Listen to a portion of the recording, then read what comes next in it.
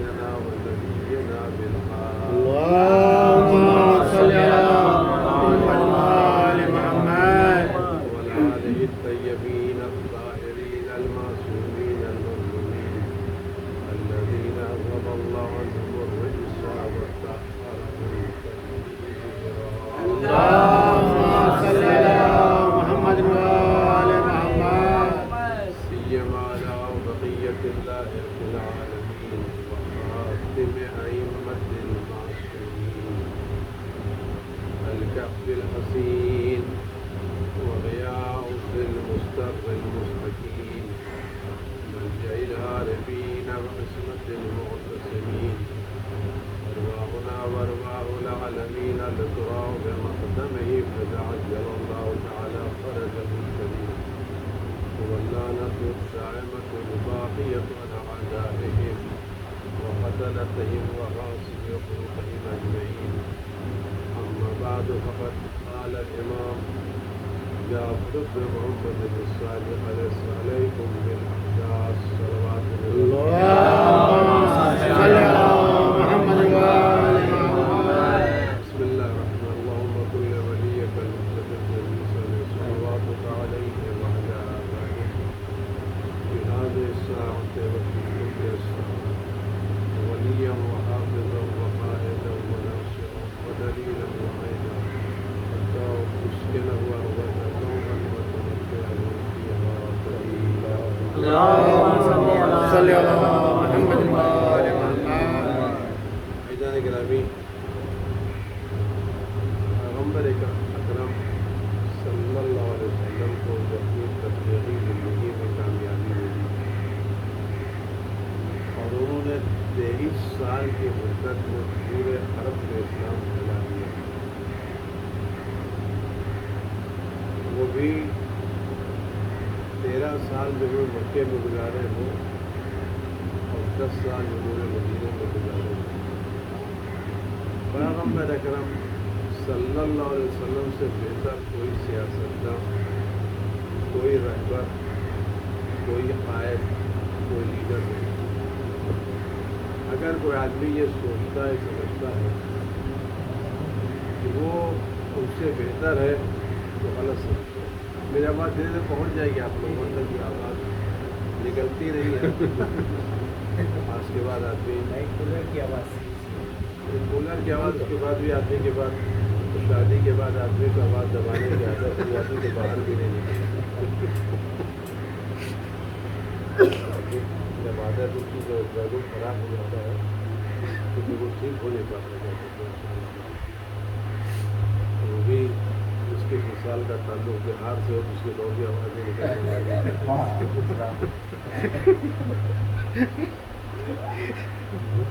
اچھا ایکسپیرینس آپ کو ہی ہوگا.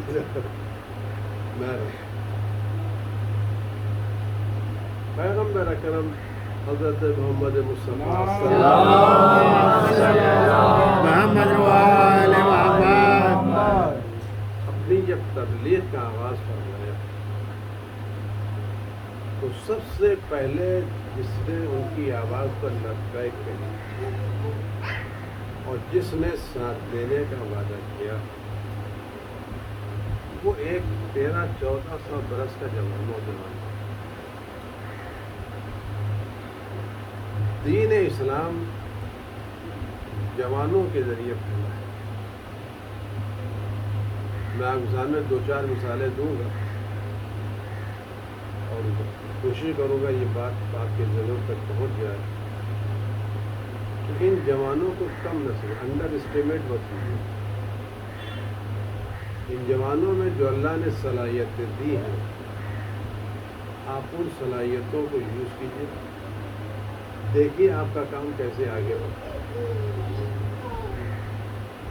ہمارے کے عام طور سے سلسلے میں ہوتا یہ کہ ہم جوانوں کو سائڈ لائن کرتے ہیں اور ان کو ذمہ داری دینے کے لائق نہیں ہوتے کہ یہ کیا کریں.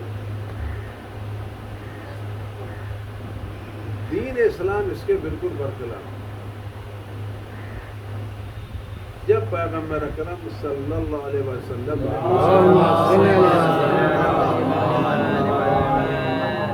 دعوت غزوۃ ذوالعشیرہ میں مکے کے بڑے بڑے لوگوں کے سامنے اپنی تبلیغ کا اعلان فرمایا اور یہ کہہ کے اعلان فرمایا کہ میں تمہارے لیے جو پیغام لایا ہوں اس سے بہتر کوئی شخص اپنی قوم کے لیے پیغام نہیں لا سکتا. اگر تم میرے پیغام کو قبول کرو گے، عمل کرو گے، تو تم کو دنیا میں بھی عزت ملے گی اور آخرت میں بھی تم کو سعادت ملے گی. میں جو پیغام دیا ہے اس میں دنیا آخرت کی عزت، سعادت، بزرگی سب کچھ موجود ہے اس پیغام میں. اس پیغام میں کون میرا ساتھ دے گا، کون میرا ہاتھ بٹائے گا؟ ماحول کیا ہے؟ پیغمبر اکرم صلی اللہ علیہ وسلم توحید کی دعوت دے رہے ہیں. اور کہاں دے رہے ہیں؟ کفر کے ماحول میں، بدکدوں میں، پجاریوں کے درمیان، آج کے زمانے بڑے بڑے مہنتوں کے درمیان. ان بڑے بڑے مہنتوں کے درمیان آواز دے رہے ہیں کہ خدا کے علاوہ کوئی خدا نہیں ہے. میری دعوت توحید کی دعوت. دعوت توحید مطلب یہ جو تم بتوں کی پرستش کر رہے ہو، پوجا کر رہے ہو، یہ سب بیکار، سب برباد. ایسے ماحول میں اتنی صراحت کے ساتھ اعلان کرنا، اس کا مطلب ہے مخالفت ہوگی. آج ہے کوئی انسان جو ہندوستان میں جا کر کے ایودھیا میں کہہ دے یہ بدھ کچھ نہیں، کاشی میں جا کے کہہ دے، اب جلیے کلکتے میں کہہ دیے درگا میا کچھ نہیں، سب خرافات ہے، آپ کو چکنا چور کر کے رکھ دیں گے. لیکن اس ماحول میں کسی کا یہ کہنا کہ یہ سب بیکار ہیں، خدا صرف ایک ہے، اس کے علاوہ کوئی خدا نہیں ہے، اور میں یہ پیغام لے کے کون اس پیغام میں میرا ساتھ دے گا، میری مدد کرے گا، میرا ہاتھ بٹائے گا، تو کون اٹھا؟ تاریخ کہتی ہے ایک بچہ اٹھا جس 13-14 برس کی عمر تھی، کمزور، پنڈلیاں پتلی، ہاتھ پر پھٹانا، یا رسول میں آپ کا ساتھ دوں گا. پیغمبر نے فرمایا تم تو بچے ہو، کیا ساتھ دو؟ کہ میں آپ کا ساتھ دوں گا. تو سب سے پہلے جس نے پیغمبر کی آواز پر لبیک کہا وہ ایک نوجوان تھا جس کا نام تھا علی ابن ابی طالب.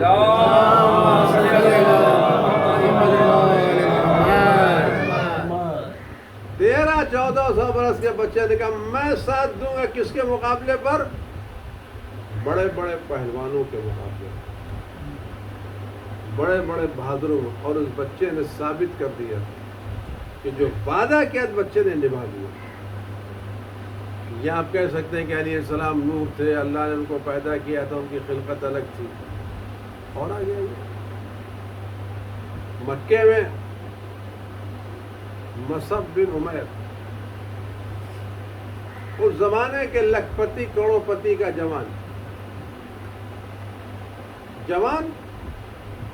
باپ لکھپتی کروڑ پتی اور بیٹا نکلتا تو شان کے ساتھ. اس زمانے کی جو شانیں ہوتی تھیں اس زمانے کی اچھی شان بتائیں، بہت اچھے اصلی عربی گھوڑا اس کے پاس ہے، جیسے آج کسی کے پاس بینز ہے، BMW ہے، جیسے آج یہ کرتے. اس زمانے میں وہ اچھے گھوڑے علامت ہوتے تھے. عمدہ قسم گھوڑے پر نکلتا تھا، بہترین قسم کے عمدہ قسم کے کپڑے پہنے ہوئے، جیب میں ڈرائی فروٹ بھرے ہوئے، پیسے بھرے ہوئے، اور ناز و نعم کا پروردہ بچہ، ماں باپ کا چہیتا، جان و دل سے ماں باپ کا چہیتا، حسین، خوبصورت، مالدار. پیغمبر اکرم صلی اللہ علیہ وسلم کی تبلیغ سے متاثر ہوتا اور کلمہ پڑھ لیتا. کلمہ پڑھنے کے بعد یہ بات گھر والوں تک پہنچتی ہے.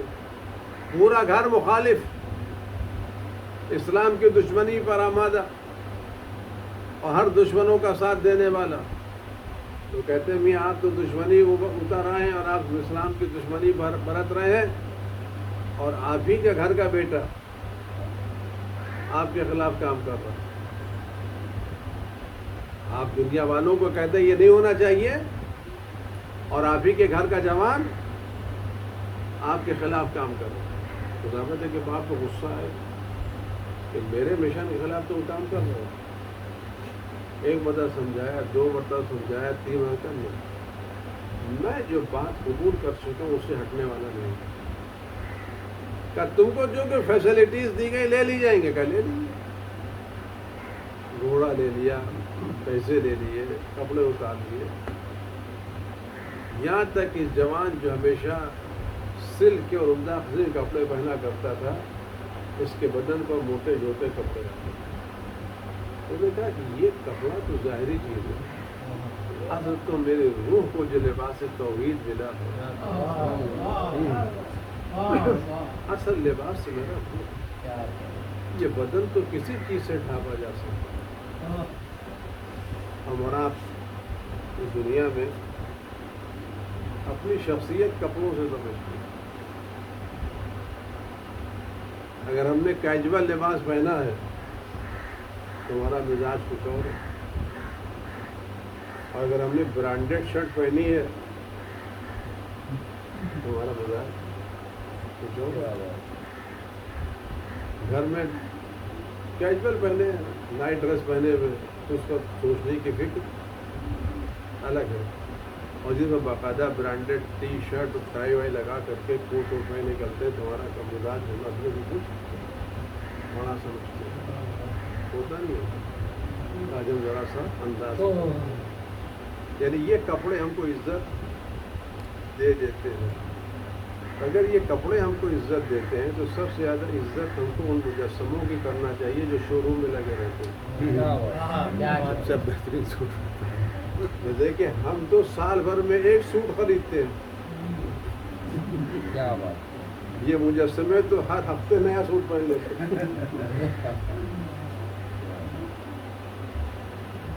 پہلے وہ پہنتے پھر بعد میں ہم تک نوبت آتی ہے۔ اور اگر شخصیت انہی کپڑوں کی بنا پر ہے تو جس پر یہ کپڑے اتار کر کے ہینگر میں ٹانگ دیے گئے تمہاری شخصیت میں ٹنگی ہوئی، وہ تو اتار گئے نا آخر۔ بے شک۔ تو لباس انسان کو کوشش یہ کرنا چاہیے کہ اپنے کو تقوی سے، پرہیزگاری سے اتنا مالا مال کرے کہ وہ لباس پر فخر نہ کرے کپڑا ترسے میں کس متقی کے بدن کو جاؤں۔ سبحان اللہ، سبحان اللہ، سبحان اللہ۔ امام علی ابن موسیٰ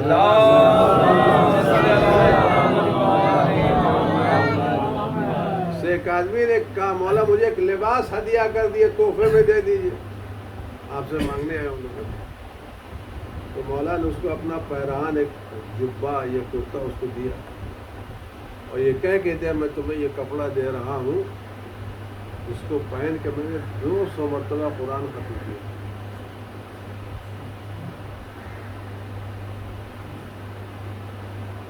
ان عزاداری کے کپڑوں کو عزت سے رکھیے، اس پہ حسین کی بو، عزاداری کی بو ہے۔ یہ کپڑے حافظ کے کپڑوں کی طرح نہیں ہیں، کیونکہ ان مجلسوں میں اگر فرشتے آتے ہیں تو نہ معلوم کس کپڑے سے فرشتوں کے بدن مسئلے ہوں گے اور فرشتوں کے پر کس کے کپڑوں پر لگے ہوں گے۔ اگر ان کپڑوں کو بڑی احتیاط سے رکھیے تو عزاداری سید الشہداء سے متعلق عبداللہ لطمہ آغائے نجفی مراشی رحمۃ اللہ علیہ نجف خود کے بہت بڑے مرجع تھے، انہیں جو وصیتیں کی تو وصیتیں میں کی تھی کہ جب مجھے دفن کیا جائے تو میرے قبر میں جو چیز اس میں جانے کے ساتھ جانماز کا ٹکڑا تھا، کہ یہ وہ جانماز ہے جو میری 75 سال کی شب نماز شب کی گواہ۔ اب اس جانماز کا خالی اتنا سا ٹکڑا بچا تو کیا سب پھٹ گئی۔ تو آدمی اپنے نماز کے لیے کوئی خاص چادر یا کوئی خاص مسلح رکھے اور مسلسل اس پر نماز پڑھے تاکہ کل گواہی بنے کہ یہ شخص اس پر نماز پڑھتا ہے. تو یہ جوان اس کو چھین لیا گیا سب کچھ. چلو گھر سے نکالے کام کیا کہ جوان نے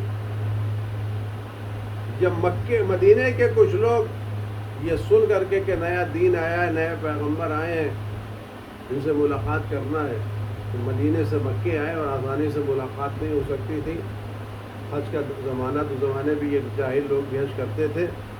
تو منا میں ایک رات میں تاریخی رات میں گوشے میں ملاقات ہوئی ان لوگوں سے، عقبہ کے نام سے گفتگو ہوئی. پیغمبر نے اپنی بات فرمائی، انہوں نے بات سنی، دین قبول کیا. کچھ دنوں کے بعد آئے پیغمبر ہم مدینے جا رہے ہیں، اپنا کوئی مبلغ بھیج دیے جو ہمیں آپ کا پیغام پہنچائے.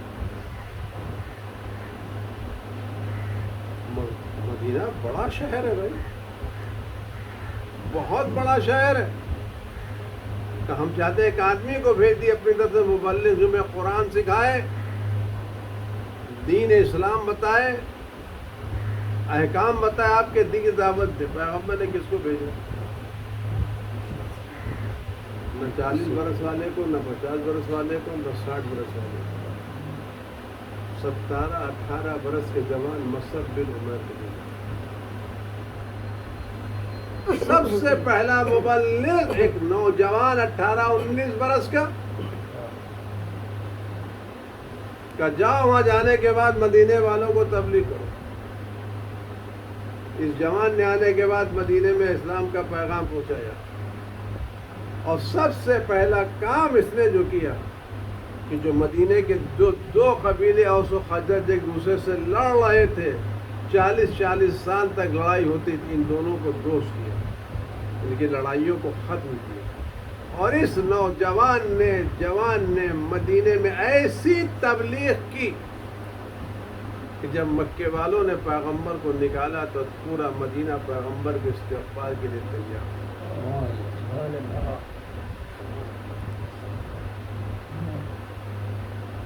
بھروسہ کیا نہیں کیا. آپ تاریخ اٹھا کے دیکھیں اسلام کی کہ کس طرح سے جوانوں نے کام کیا. اور میں اگر آج کی دنیا کی بات کروں کیونکہ میرا تجربہ اس سلسلے میں اچھا خاصا ہے، اور میں نے جہاں جہاں جوانوں کا بھروسہ کیا جوانوں نے مجھے مایوس نہیں کیا.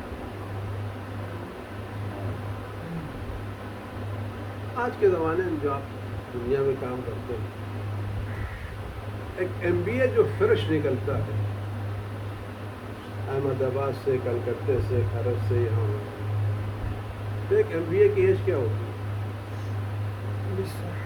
24-25 سال. اس کو کون سی کمپنیاں لیتی ہیں؟ ملٹی نیشنل کمپنی لیتی نہیں. 10 لاکھ 20 لاکھ 25 لاکھ اینول سروس دیتے ہیں. یہ بلا وجہ لے کے جاتی ہے، صلاحیتوں پر لے کے جاتی ہے.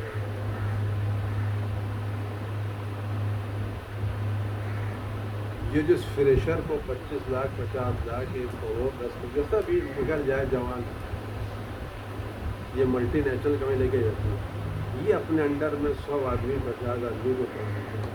اور جو کمپنی اگر کسی نوجوان کو 10 لاکھ 20 لاکھ 50 لاکھ کا سلیب دے رہی ہے، یہ اسی کو دے گی جس کو 10 لاکھ کر دے گی، وہ کو دے گی.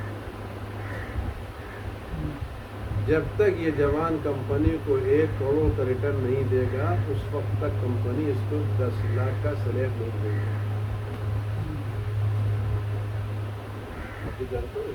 ہے کوئی کمپنی جو جوان کو 10 لاکھ کا سلیب دے، وہ 5 لاکھ کا انکم دے؟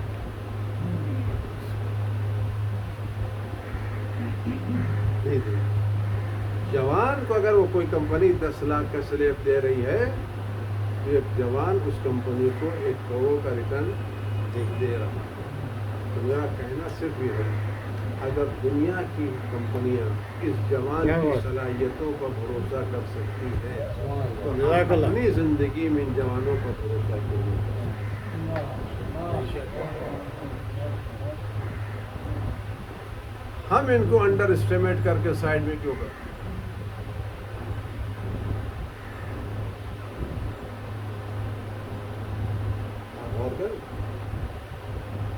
آپ اگر ایک باغ لگاتے ہیں اور ایک باغ میں بڑے بڑے درخت لگے ہوئے، پرانے درخت لگے ہوئے، لیکن اگر آپ ایک اچھا درخت لگاتے ہیں تو ہر باغبان چاہتا نہیں چاہتا یہ نیا پودا زیادہ پروان چلے،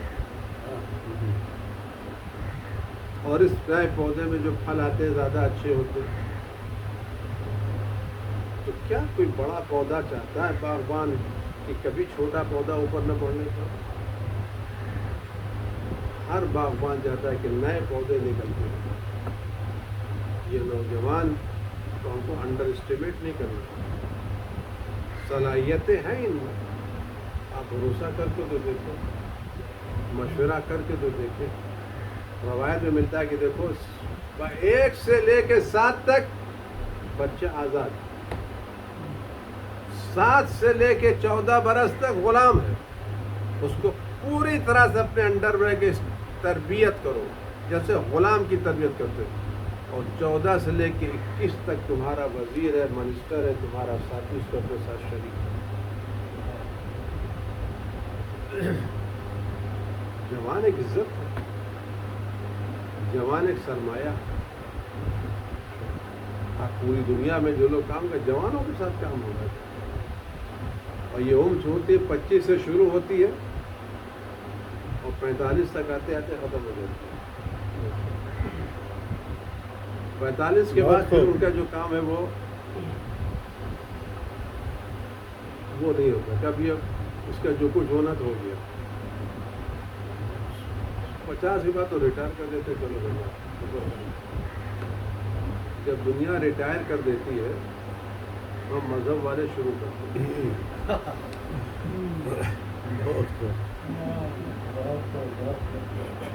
جب آدمی دنیا کے کام کا نہیں رہتا تو ہم دنیا کے ریجیکٹڈ مال کو مذہب میں لے کے آتے ہیں. حقیقت میں اور توقع رکھتے اس ریجیکٹڈ مال سے ہم کو بیسٹ رزلٹ ملے گی.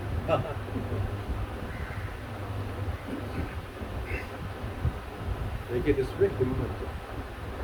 خالی مسئلہ کیا ہوتا ہے، ہم جیسے بوڑھے لوگ ہو گئے، اب 60-70 کے قریب پہنچ رہے ہیں تو 2-3 سال ہو جائے اور کیا اب تو الٹی گنتی شروع ہو گئی. کب چلے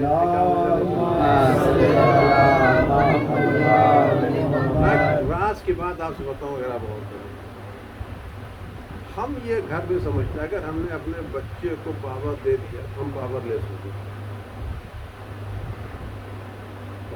اگر ہم نے آج اپنے گھر کا نظام اپنے بچے کو دے دیا تو ہم پاور لیس ہو گئے. اس پاور لیس کو ہم برداشت نہیں کرتے، جبکہ حقیقت یہ ہے کہ جتنا آپ پاور دوسروں کو دیں گے اتنا آپ کا پاور بڑھے گا. کیسے؟ کل آپ ایک کو مینج کرتے ہو، اگر آپ نے گھر کے 4 بچوں کو 4 ذمہ داری دے دی تو آپ کے انڈر میں 4 MBA کام کر رہے ہیں. کیا بات ہے. ڈیلیگیشنز آف پاور جو ہے نا، انکریزنگ دا پاور ہے، ڈیکریزنگ دا پاور ہے. یہ مینجمنٹ کا اصول ہے. ڈیلیگیشن آف پاور جو ہے یہ آپ کے پاور کو انکریز کرتا ہے. جب سارا پاور آپ کے پاس ہے تو آپ کو سویپر سے بھی بات کرنا ہے، کوک سے بھی بات کرنا ہے، ڈرائیور سے بھی بات کرنا ہے، فلاں سے بھی بات کرنا ہے، فلاں سے بھی. جب آپ نے پاور ڈائلیٹ کر دیا تو آپ خالی MBA سے بات کرنا ہے. سکون آپ کو مل گیا. اور گاڑی کب پاور میں چلتی ہے؟ 1st گیئر میں یا 5 گیئر میں؟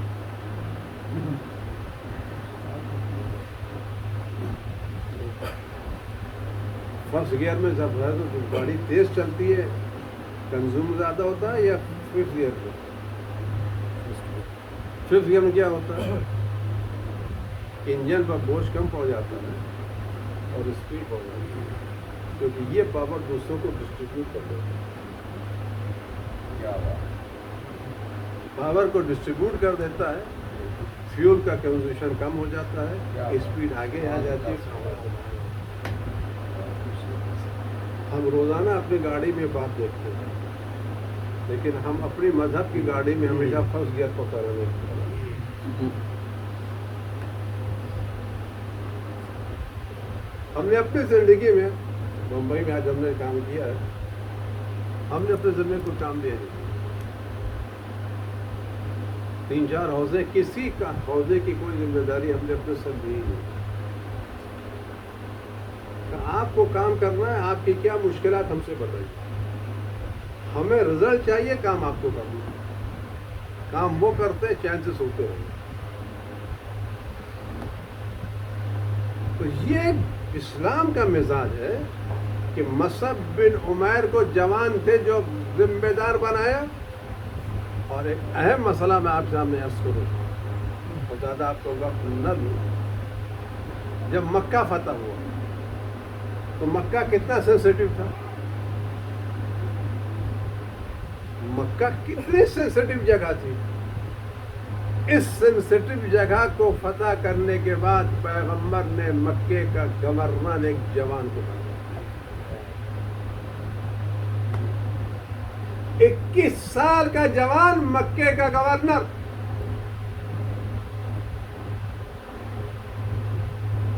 اور جب پیغمبر دنیا سے جانے لگے تو لشکر اسامہ بن زید کو لشکر کا سردار بنایا۔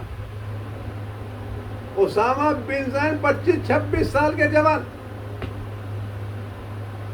اور پورے لشکر کا کمانڈر ان چیف ایک جوان کو بنایا۔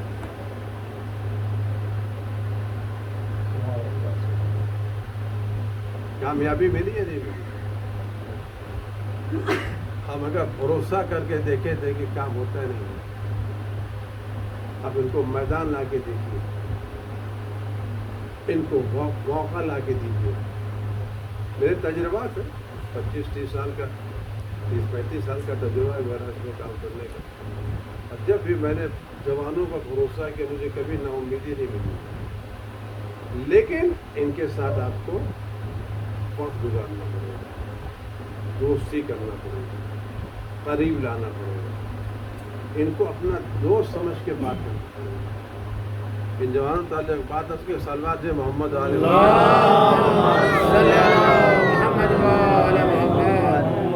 ایک راستہ یہ کہ آپ ان جوانوں کو ڈانٹیے، پھٹکاریے، غصہ کیجیے۔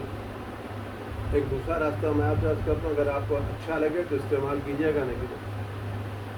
آج کے نئے پیڑھی میں ٹمپریچر زیادہ ہے۔ پرانے زمانے کے جو گلاس ہوا کرتے تھے وہ چینی کے ہوتے تھے، کپ جو ہوتے تھے، اس میں اگر آپ چائے ڈال دیتے تھے تو وقت کم پتہ لگتا تھا کہ کتنا گرم ہے کتنا ٹھنڈا ہے۔ اسٹیل کے جو کپ ہوتے ہیں اس میں آپ ذرا سے بھی چائے ڈالیے تو گرم لگنے لگتی ہے۔ تو پرانے زمانے کے جو لوگ تھے ان کا مزاج چینی کا تھا، کم گرم ہوتے تھے، گرم ہوتے تھے لگتے کم تھے، لیکن آج کے نوجوان اسٹیل مزاج ہوتے، یہ جلدی گرم ہو جاتے ہیں۔ اور میں نے مثال بمبئی میں دی، یہاں بھی دے رہا ہوں کہ جب یہ وہ ٹینکر چلتے ہیں نا گیس والے، پیٹرول والے، اس پر ایک عبارت لکھی تھی، ہائی انفلیمیبل، کیا لکھا ہوتا؟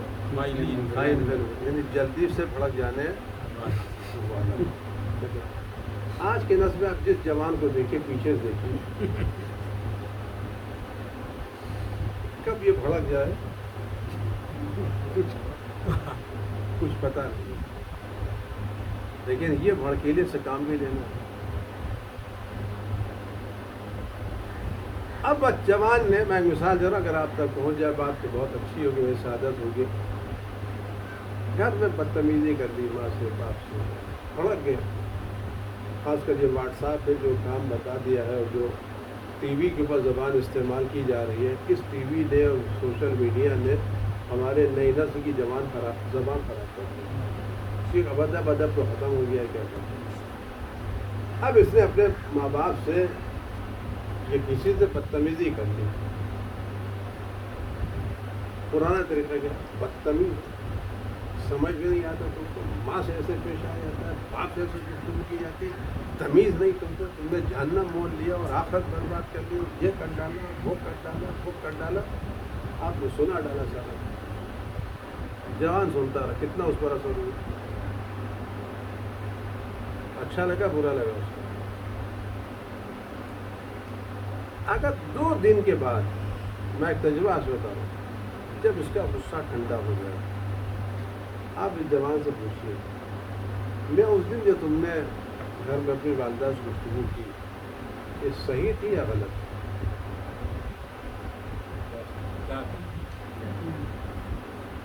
ये मुनासिब थी या गैर मुनासिब थी? क्या जवाब मिलेगा आपको? जब गुस्सा ठंडा हो जाए क्या मिलेगा आपको? है? जवाब ये मिलेगा नामुनासिब। इधर आपने उसकी ज़बान से नामुनासिब कहा, उसके अंदर की अक्ल कहेगी 2 मरतबा ऐसा नहीं करना।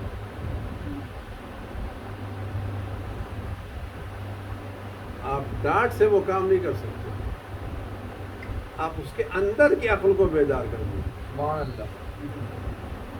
उसको ये एहसास दिला दिए मैंने जो काम किया वो गलत काम किया। और ये बात आप देख लीजिए, यानी अक्ली काम अगर आप करें और इन जवान से कि अक्ल को बेदार करें तो आप बहुत जल्दी से कामयाब हो सकते हैं। डांट फटकार के काम करेंगे, आप पानी लीजिए और फोर्स से किसी ज़मीन पर डाल दीजिए तो ज़मीन में सुराख भी होगा और पानी बर्बाद भी होगा। लेकिन अगर आप उसी ज़मीन पर खतरा खतरा पानी टपकाइए तो ज़मीन सैराब भी हो जाएगी, सुराख भी नहीं होगा और पानी भी ज़ाया नहीं होगा। इन नौजवानों से नरमी से गुफ्तगू करेंगे तो न उनका दिल टूटेगा, न जहन ख़राब होगा, न रिएक्शन होगा, आपके काम होगा। ये नस्ल जदीद सबसे बड़ा सरमाया है। अगर हम चाहते इस पाली में आज़ादारी बाकी रहे तो इस नस्ल जदीद को हमें एक्टिव करना पड़ेगा,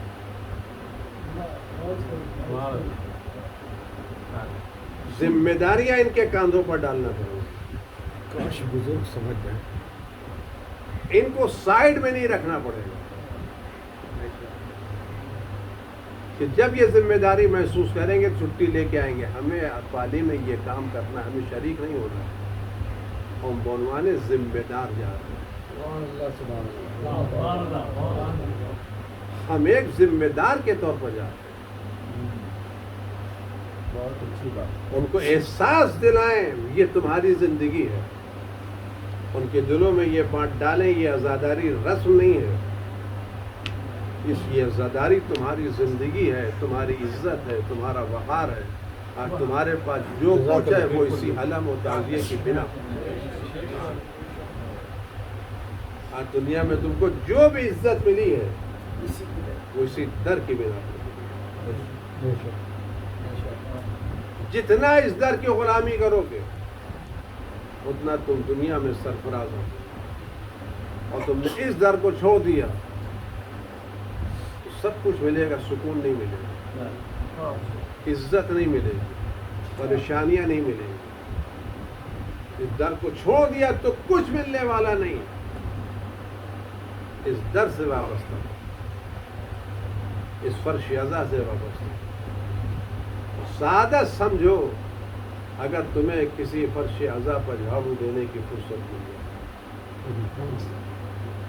तौफीक समझो तुमको किसी अज़ादार को एक गिलास पानी मिलाने की सादत मिले।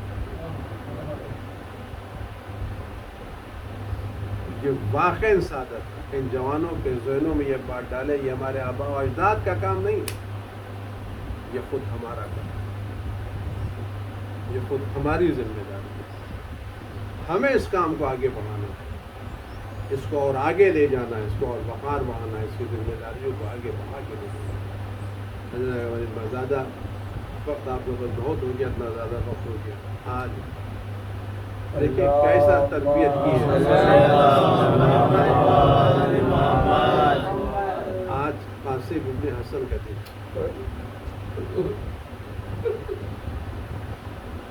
کیسی تربیت کی امام حسین نے اپنے بھتیجے کو.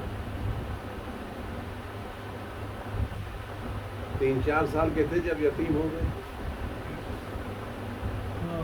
کربلا میں آئے تو 13-14 برس کے تھے. پھر امام حسین کی وفات کے بعد 3-4 سال کے تھے جناب قاسم. یتیم تھے لیکن ایسا چچا نے تربیت کی کہ جب پوچھا کہ موت تمہارے نزدیک کیسی ہے تو کہا شہد سے زیادہ میٹھی. یہ تربیت کا اثر تھا. یہ نہیں کیسی جوان کو تربیت کی. اور جوان کہتا ہے کیا تھا, بات آتے تھے چچا آپ کی تنہائی دیکھی نہیں جاتی. لوگ چلے گئے میں زندہ.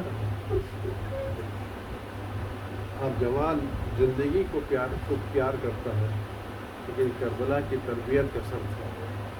آواز جب حسین نے آواز دی حل من ناصر ینصرنا حل من ذاب یذب الحرم یا رسول اللہ. قاسم آ گیا کہ چچا آپ کی آواز استغاثہ مجھے پیش آئی. آپ کی تنہائی مجھے دیکھی نہیں جاتی. مجھے اجازت دے میدان جان حسین جائے یاد میں نے بھی کتاب میں پڑھائی تک کہ جب قاسم اجازت نہیں ملی تو مادر قاسم نے جناب قاسم کو خیمے میں بلایا اور جو تبرکات کا صندوق لائی تھی وہ نکالا اور امام حسن کے قبا پر جائے اور سر پر امام حسن کا ماما بنا. اب غور کریں ماں نے کس انداز سے بیٹے کو سجایا اور کیسے ماں نے اپنے بیٹے کو دیکھا.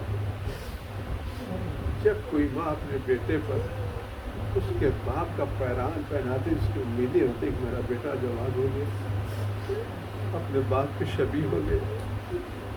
جناب مادر قاسم نے حسن کا لباس پہنا, سر پر ان کا امامہ مانا, انہیں حسن کی تصویر یاد ہے اور روایت اسی صندوق میں ایک خط ملا جو کہ تمہارے بابا نے تم کو لکھ کے دیا ہے.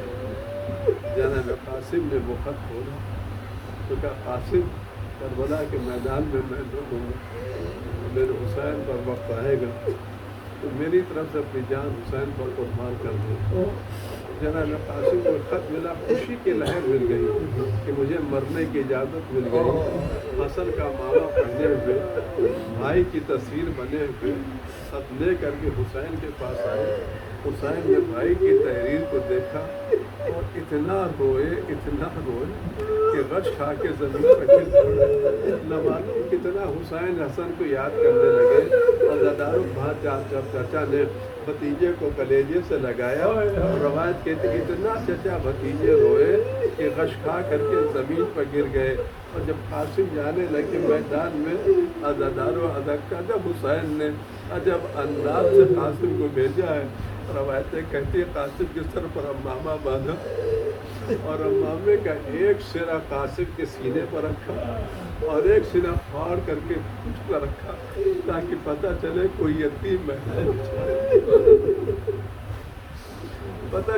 یتیم میدان میں جا رہا ہے.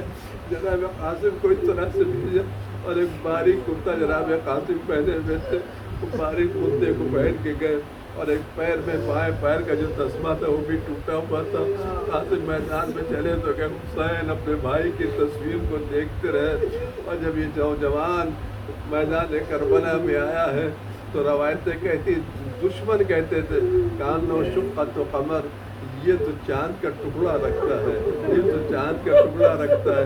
عزاداروں جو قاسم دشمنوں کی نگاہ میں چاند کا ٹکڑا لگ رہے تھے اس ماں کی نگاہ میں کتنے حسین ہوں گے جو خیمے کے دروازے پر کھڑی ہوئی اپنے بیٹے کو دیکھ رہی تھی. عزاداروں قاسم میدان میں آئے, جناب عباس دیکھ رہے ہیں, حسین دیکھ رہے ہیں, کبھی ادھر جاتے حملہ کرتے ہیں کبھی ادھر حملہ کرتے ہیں. میدان میں آنے کے بعد رجت پورا پہچان لو میں حسن کا بیٹا ہوں, میں حسین کا بھتیجا ہوں جس کو تم نے پانی سے محروم کر رکھا ہے. راوی کہتا ہے حبیب نے مسلم کہتا ہے کہ ایک شقیق کو میں نے دیکھا جو ایک درخت کے پیچھے چھپا ہوا تھا. تم کیا کرنا چاہتے ہو؟ کہ میں جوان پر حملہ کروں گا؟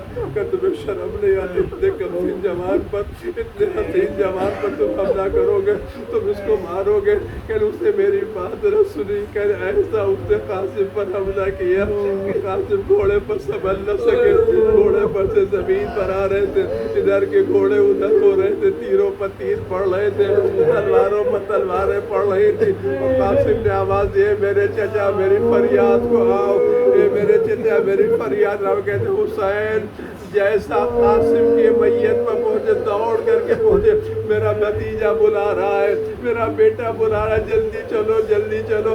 روایت کے جب حسین قاسم کے سرانے آئے تو دیکھا کہ بدن ٹکڑے ٹکڑے ہو گیا، اور قاسم ایسے تڑپ رہے تھے جیسے کسی مرغ کو ذبح کر کے چھوڑ دیا جائے، کبھی ہاتھ ٹپک سکتے تھے، کبھی پیروں کو پھیلا لیتے تھے، ایسا قاسم تڑپ رہے تھے کہ حسین سے دیکھا نہیں جاتا تھا۔ کہ میرے لال قاسم تیرا چچا تیری مدد کے لیے آیا ہے، لیکن اس وقت آیا جب تجھے کوئی فائدہ نہیں پہنچا سکتا۔